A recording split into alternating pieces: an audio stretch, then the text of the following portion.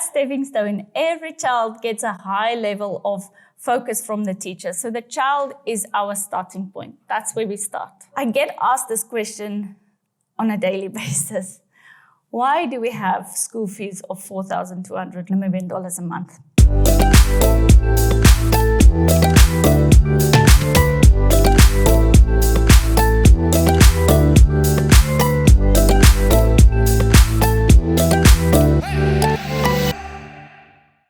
I just want to share a few things about the school itself that some of you may know, some of you may not know.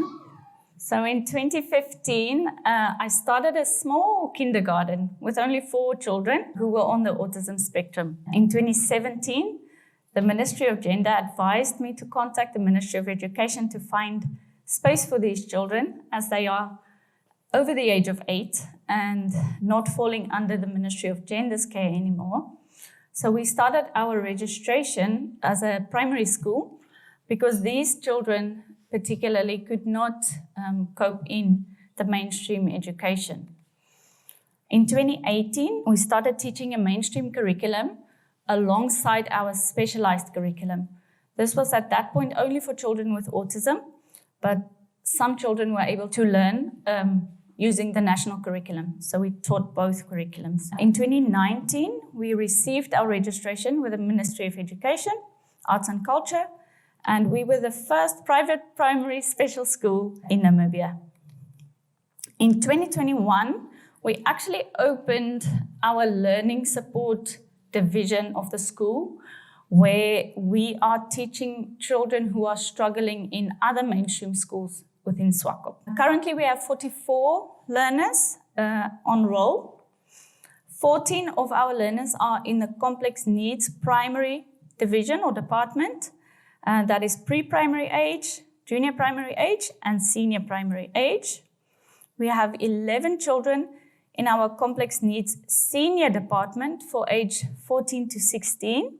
Both these departments, our complex needs departments, we utilize a specialized curriculum, and progress is measured according to P-level standards from the United Kingdom. Majority of our children in our complex needs departments are on the spectrum. 18 learners we have in the learning support division from grade 1 to grade 7, and here we teach the Namibian curriculum. We have 2 learners on a distance education program, which we hope to extend further within this year and next year. Children who are not in 𝗟𝗶𝗺, who are also on the spectrum. The staff ratio at school is for every 2, 3, or 4 children, depending on their need, we have 1 trained adult. And then the learning area is customized for the needs of every learner.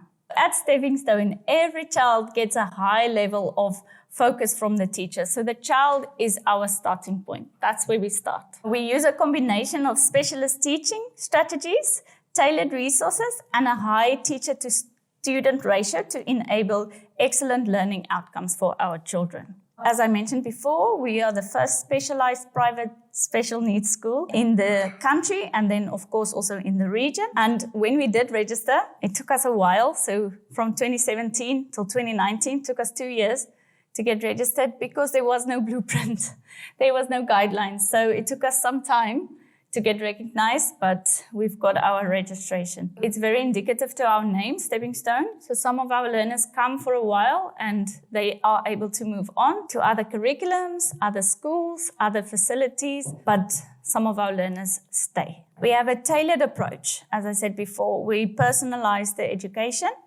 We have trained staff and they identify the best way forward for every individual. Emphasis is on communication skills, problem solving, and interaction, and then we also develop gross motor and fine motor skills, develop critical thinking, we work on life skills, and our classes are small. We have small groups. As I mentioned before, the staff to student ratio is quite high. On average, it's 3 learners or students per trained adult. So in our complex needs division or classes, as I mentioned before, we have the younger ones and the older ones. This is a majority of children are on the autism spectrum. So in these classes, we use visual support. The environment is very structured. We have individual workstations for each and workbox systems I mean, that you have to come and see in practice to know what we do. Individual timetable for every child, usually with photographs or pictures. This allows the independent learning to take place. And then we also use some other teaching strategies. We are actually a registered school for DIR floor time, which is a play-based relationship building therapy, AAC. That's using alternative augmentative communication, picture exchange system, social stories, sensory integration activities, which we usually take hands with the occupational therapists on, and we use or utilize sign language. I get asked this question on a daily basis. Why do we have school fees of $4,200 a month? Currently, our school fees are utilized in this way. Over 60% of the school fees go towards our trained teachers and teaching assistants. Then we have about 15 and 17% going towards resources and the rent, and then municipal costs is the lowest. So that is basically because of our ratio and the teaching methods we use. To put this in perspective, in the UK, the Department for Education have a high needs funding, which they actually published guidance on, and they issue £4,000. That's the entitlement per child with a disability per year. So that equates to about $83,000 a year. That's just towards their schooling. So just for school fees, that's what the government pays per child. So that equates to about 6,900 Namibian dollars per month. In New Jersey, in America, this is just one of their counties, so there's different figures. Primary school age children are allocated just under 11,500 US dollars per year, which equates to around 174 Namibian dollars per year, which works out to 14,400 Namibian dollars a month. So that's what the government pays for their special education per child. Just in terms of statistics. Now, statistics is a toughie because the World Health Organization actually has statistics of 1 in every 44 people live with autism spectrum disorder. The UK, a little bit more conservative statistics, 1 in every 100 people are on the spectrum. If we take those statistics and we look at the population of Swakopmund, it means that there should be around 447 people on the spectrum in Swakopmund. But where are they? And I think that's the question we must ask.